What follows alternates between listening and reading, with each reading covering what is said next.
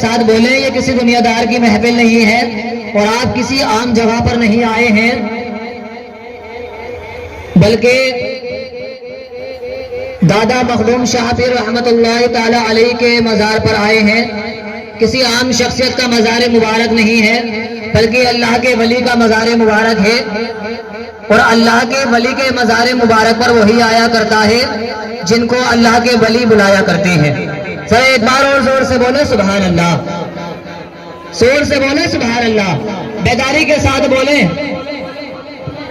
میں نے قرآن پاک کی جس آیت کریمہ کی تلاوت کا سرب حاصل کیا، اللہ رب العزت قرآن میں ارشاد فرماتا ہے الا ان اولیاء اللہ لا خوف علیہم ولا هم یحزنون، یعنی کہ اللہ کے ولی کو نہ کسی کا خوف ہوتا ہے اور نہ کسی کا ڈر ہوتا ہے، نہ کسی کا خوف ہوتا ہے اور نہ کسی کا ڈر ہوتا ہے۔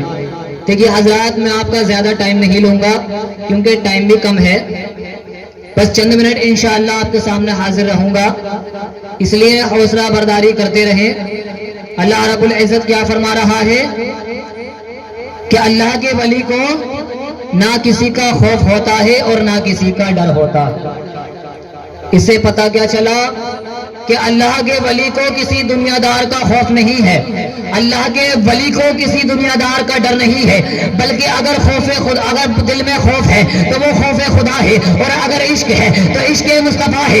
عزیزان ملت اسلامیہ، آئیے آپ کو تاریخ کا مطالعہ کرا دو، میرے سرکار غوث اعظم کی شان بتا دو۔ میرے سرکار غوث اعظم کی عمر ابھی تھوڑی کم ہے، ذرا سی عمر ہے، بچے ہیں۔ میرے سرکار غوث اعظم اپنی والدہ سے ضد کرنے لگتے ہیں، اے میری والدہ، اے میری ماجدہ، اے میری والدہ، میں علم سیکھنے کے لیے باہر جانا چاہتا ہوں۔ والدہ فرماتی ہے بیٹا تمہاری عمر ابھی کم ہے، تمہاری عمر ابھی چھوٹی ہے، ابھی تم باہر نہیں جا سکتے، لیکن ضد کرتے ہیں اے میری والدہ میں علم سیکھنے کے لیے، علم دین سیکھنے کے لیے باہر جانا چاہتا ہوں۔ والدہ مان جاتی ہے، والدہ مان جاتی ہے۔ ایک قافلہ جا رہا ہے، بغداد کی طرف کو قافلہ جا رہا ہے۔ آپ کی والدہ نے آپ کو تیار کیا اور تیار کرنے کے بعد ایک سویٹر کو بنا، جیکٹ پہنائی اور پہنانے کے بعد 40 اثر دیا دھاگے سے اس جیکٹ کی جو آج انٹی کی جیب لگایا کرتے ہیں اس میں بن دی، اس میں سل دی۔ سلنے کے بعد کہا، فرمایا اے میرے بیٹا سنو، اگر کوئی بھی مشکل آ جائے، اگر کوئی بھی مشکل آ جائے تو یاد رکھ لینا، اس مشکل کا سامنا کر لینا، لیکن کبھی جھوٹ نہ بولنا، لیکن کبھی جھوٹ نہ بولنا۔ میرے سرکار غوث اعظم قافلے کے ساتھ چل دیے۔ وقت تو آپ کو پتا ہے کہ پہلے کا وقت کیسا تھا، جب سنسان جگہ سے اگر کوئی قافلہ گزرا کرتا تھا تو ڈاکو اسے گھیر لیا کرتے تھے۔ وہی ہوا، ڈاکوؤں نے قافلے کو گھیر لیا اور گھیرنے کے بعد قافلے کو لوٹا۔ ڈاکو کے سردار نے کہا جس کے پاس جو مال ہے وہ اپنا مال نکال دے اور مجھے دے دے۔ سب نے اپنا مال اس ڈاکو کو دے دیا۔ اس ڈاکو کے سردار نے کہا یہ بچہ کس کے ساتھ ہے؟ تو کہا گیا یہ بچہ علم دین سیکھنے جا رہا ہے۔ تو ڈاکوؤں کے ساتھی تھے انہوں نے کہا سردار اس کے پاس بھلا کیا ہوگا، یہ تو ننھا سا بچہ ہے۔ تو میرے سرکار غوث اعظم کیا فرماتے ہیں ذرا سنو، ماں نے جو کہا تھا، والدہ نے جو کہا تھا، والدہ کی فرما برداری کرتے ہوئے فرمایا میرے پاس 40 اشر روپیہ ہے، 40 اشر روپیہ ہے۔ جب اتنا سنا تو ڈاکوؤں کا سردار حیران ہو گیا کہ اتنے سے بچے کے پاس 40 اشر روپیہ کہاں سے آ گئے؟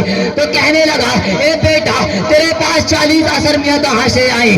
تو فرمایا میری ماں نے میری جیکٹ میں انٹی کی جیب میں 40 اشر روپیوں کو دھاگے سے بن دیا تھا، وہی 40 اشر روپیہ میری جیب میں رکھی ہے۔ ڈاکوؤں نے سردار نے نے کہا ذرا دیکھو تو صحیح، ذرا جھاڑا تو لو، دیکھو تو صحیح، پتا تو چلے یہ بچہ جھوٹ بول رہا ہے یہ سچ بول رہا ہے۔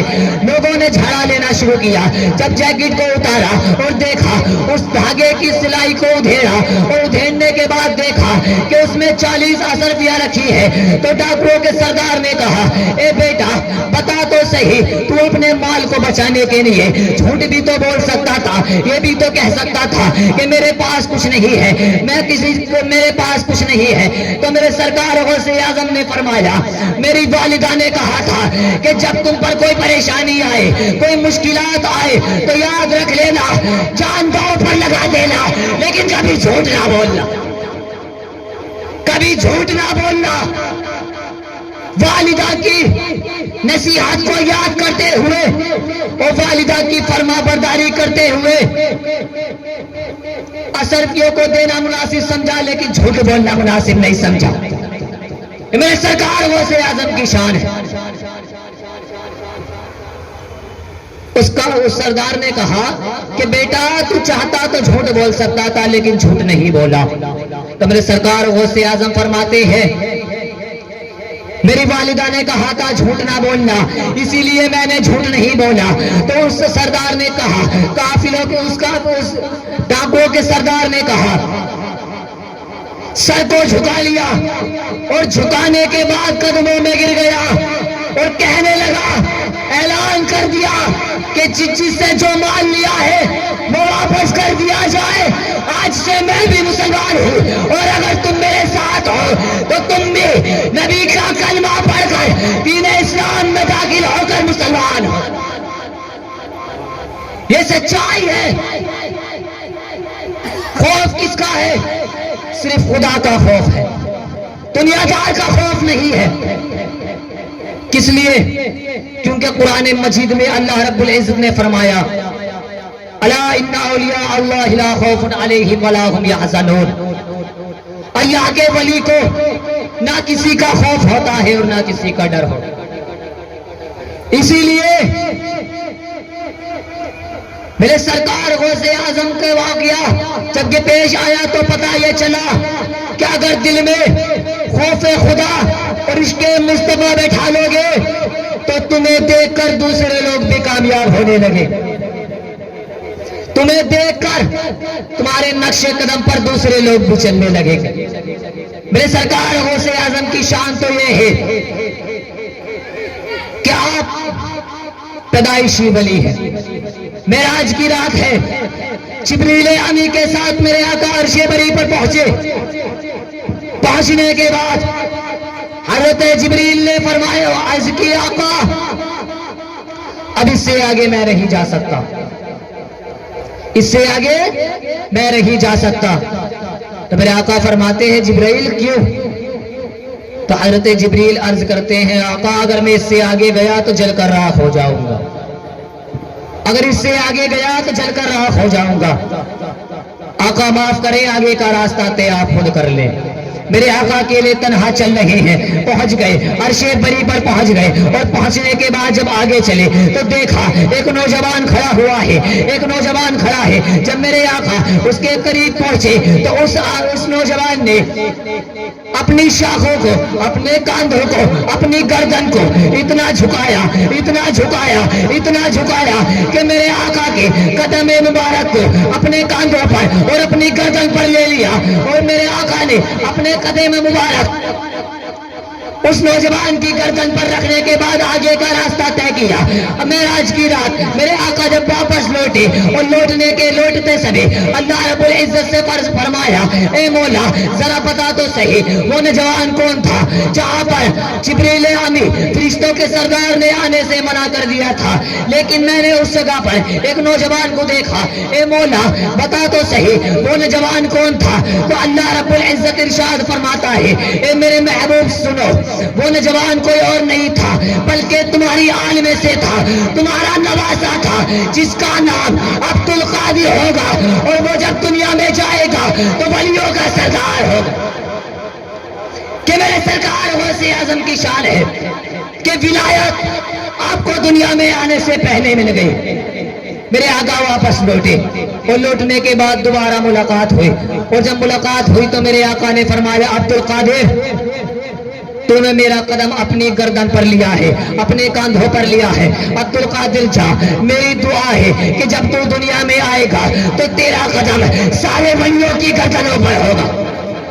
سر زور سے بولے سبحان اللہ۔ یہ کسی دنیا دار کی محفل نہیں ہے بلکہ سرکار غوث اعظم کی محفل ہے۔ یہاں پر شانت رہنے سے کام نہیں چلے گا، ذرا زور سے بولے سبحان اللہ۔ کہ بس اتنی سی میری کہانی ہے، جو بھی ہے ان کی مہربانی ہے، بس اتنی سی میری کہانی ہے، جو بھی ہے ان کی مہربانی ہے۔ کہ آپ کو سبحان اللہ کہنے میں پریشانی ہے؟ نہیں ہے نا؟ چھوٹا سا الفاظ ہے، اگر بولیں گے تو نیکیاں بڑھیں گی۔ کوئی غلط الفاظ تو نہیں ہے نا؟ زور سے بولے سبحان اللہ۔ بے سرکار غوث اعظم کے نام پہ بولے یا غوث المدد، یا غوث المدد۔ کون فرما رہا ہے؟ میرے آقا فرما رہے ہیں عبد القادر جب تو دنیا میں آئے گا تو میری دعا ہے تیرا قدم سارے ولیوں کی گردنوں پر ہوگا۔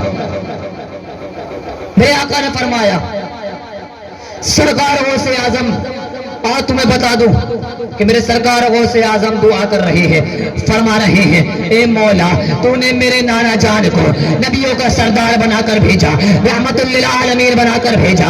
اے مولا تو نے حضرت صدیق اکبر کو صداقت عطا کی، عمر فاروق کو عدالت عطا کی، عثمان غنی کو شخافت عطا کی، حضرت میرے دادا جان مولا علی کو شجاعت عطا کی۔ اے مولا تو نے میرے دادا جان امام حسن حسین کو اماموں کا سردار بنایا، جنتی جوانوں کا سردار بنایا۔ اے مولا تو نے میری ماں فاطمہ کو جنتی عورتوں کا سردار بنایا۔ اے مولا تو نے مجھے کیا عطا کیا ہے؟ تو نے مجھے کیا عطا کیا ہے؟ تو اللہ رب العزت ارشاد فرماتا ہے اے عبد القادر ہم نے تیرے نانا جان کو نبیوں کا سردار بنایا، صدیق اکبر کو صداقت عطا کی، عمر فاروق کو عدالت عطا کی، عثمان غنی کو سخاوت عطا کی، حضرت مولا علی کو شجاعت عطا کی، حسن حسین کو امامت عطا کی۔ جا عبد القادر ہم نے تجھے قادریت عطا کر دی، ہم نے تجھے قادریت عطا کر دی۔ میرے سرکار غوث اعظم کی شان ہے۔ میں اپنی بات کو یہی مکمل کرتے ہوئے اللہ رب العزت سے جو دعا ہے میں نے جو کہا آپ نے جو سنا اس میں کوئی غلطی خامی ہو گئی اللہ اپنے حبیب کے صدقے معاف فرمائے۔ سب سے پہلے مجھے آپ سب کو عمل کی توفیق عطا فرمائے۔ میں نے کوئی بات غلط کہہ دی ہو یا کوئی الفاظ غلط کہہ دیا ہو تو میں علی الاعلان توبہ کرتا ہوں۔